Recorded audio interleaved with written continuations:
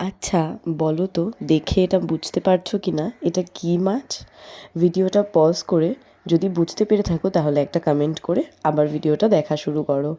এটা হলো ফ্যাসা মাছ। আজ বানাচ্ছি ফ্যাসা মাছের সর্ষে দিয়ে ঝাল। ফ্যাসা মাছ খেতে তো বেশ টেস্টি লাগে, কিন্তু বড্ড কাঁটা। তার জন্য আমার অতটা বেশি পছন্দের নয়।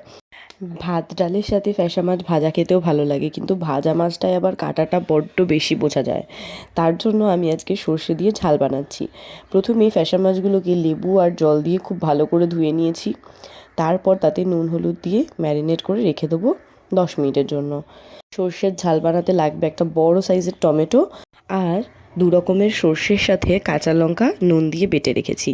এবার কড়াইয়ে সর্ষের তেল দিয়ে মাছগুলোকে হালকা হাতে ভেজে নেব। এই মাছগুলো কিন্তু বড্ড নরম, তাই খুব তাড়াহুড়ো করা যাবে না, আস্তে আস্তে করে ভেজে নিতে হবে।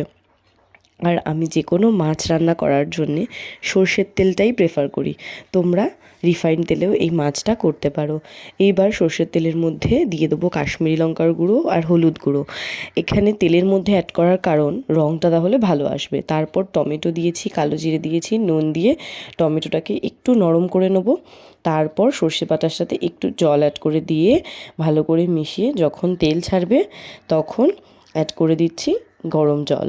যতটা পরিমাণ গ্রেভি তোমরা রাখবে ততটা। এটা তো আর ঝোল ঝোল রাখবো না, এটা আমি রাখবো কিছুটা মাখা মাখা, তাই খুব বেশি জল অ্যাড করিনি। এইবার ঝোলটাকে ফুটতে দিয়ে ঢাকা দিয়ে রাখবো। ঝোলটা খুব ভালো করে 4-5 মিনিট ফুটে গেলে এইবার মাছগুলো অ্যাড করে দেবো। যেহেতু খুব নরম মাছ, খুব বেশিক্ষণ ফোটানোর কোনো দরকার নেই। মাছগুলো দিয়ে একটু হালকা হাতে নাড়িয়ে চাড়িয়ে একটা একটা করে উল্টে দেবো। আর দিয়ে দিলাম 2টো চেরা কাঁচা লঙ্কা। মাছগুলো উল্টে পাল্টে ঢাকা দিয়ে 5-6 মিনিট মতন ফুটিয়ে নেব। তাহলেই রেডি হয়ে যাবে আমাদের ফ্যাসা মাছের সর্ষে দিয়ে ঝাল।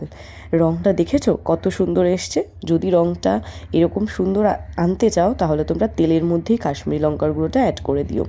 আর সর্ষে দিয়ে মাছের ঝালে ধনেপাতা পড়বে না শেষটায়, সেটা কি আর হয়? তো শেষে আমি কিছুটা কুচনো ধনেপাতা আর 1 চামচ মতন সর্ষের তেল অ্যাড করে দিয়েছি। সর্ষের ঝালের মাছে আমার লাস্টে একটুখানি সর্ষের তেল কাঁচা অ্যাড না করলে মনে হয় যেন কিছু একটা মিসিং। এটা তোমরা স্কিপ করতেই পারো। তো তোমরা জানিও কারা কারা এই ফ্যাসা মাছ খাও আর কারা কারা খাও না।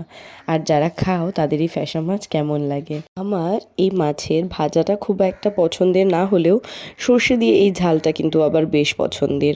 তোমরা কিন্তু এই ভিডিওর কমেন্ট সেকশানে জানিও কারা কারা ফ্যাসা মাছ একদমই পছন্দ করো না আর কারা কারা ফ্যাসা মাছ ভীষণই পছন্দ করো।